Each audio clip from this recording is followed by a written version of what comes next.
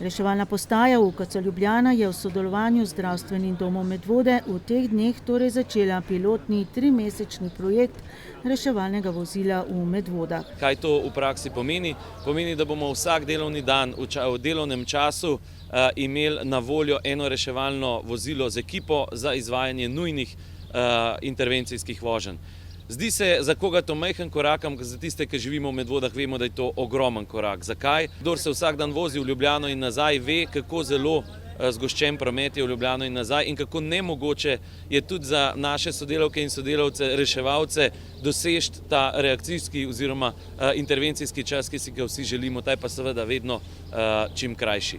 Gre za projekt, ki ima svojo vsaj 10-letno zgodovino.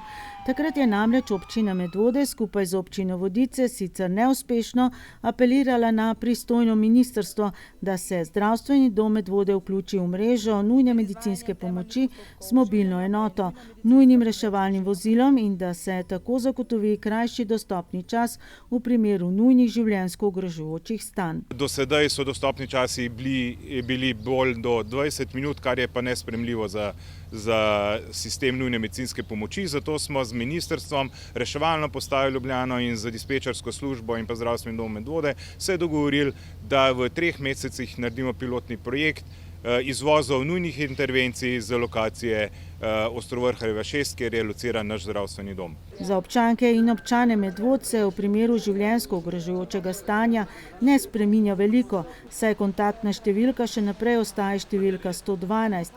Pričakuje pa se krajše dostopne čase in s tem boljše možnosti za obolele ali poškodovane. Ko gre za življenjsko ogrožajoče stanje, je potrebno aktivirati nujno medicinsko pomoč prek številke 112.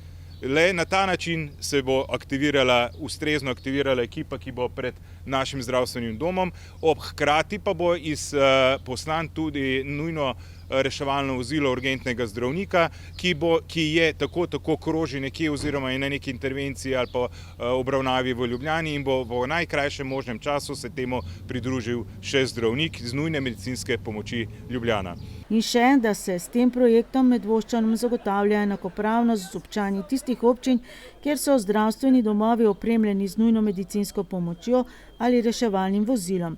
Trenutno ocenjujejo, da bodo dnevno do 3 nujne intervencije. Nujna stanja, ki bi jih lahko izpostavili, so seveda srčni zastoji, hude krvavitve, delovne nesreče, prometne nesreče, vsi ti nejasni dogodki, ki z prijave nekako ne moremo razbrati, kaj točno se je zgodilo, pa vendar iz situacije, ki je opisana, naprimer porušitev objekta, težave na gradbišču, pri prometni nesreči vozila na strehi in tako naprej, kakšne hude dihalne stiske otrok, mogoče kakšni neljubi dogodki v vrtcih in v šolah, recimo kakšno dušenje s tujkom v dihalih in tako naprej. V teh primerih bo reševalno vozilo na izpostavi Medvode vsekakor dobrodošlo in v tem primeru bo vsekakor odigralo pomembno vlogo pri tistih odločitvi med tem kvalitetno živeti ali pa nažalost tudi kdaj, tudi zaradi oddaljenosti službe nujne medicinske pomoči, kdo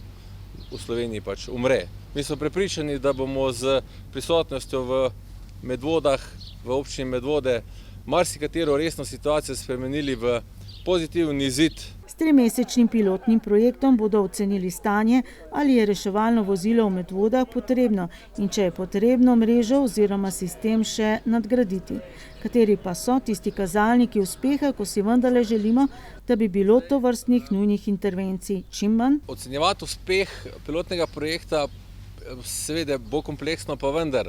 Dostopni čas v primeru srčnega zastoja.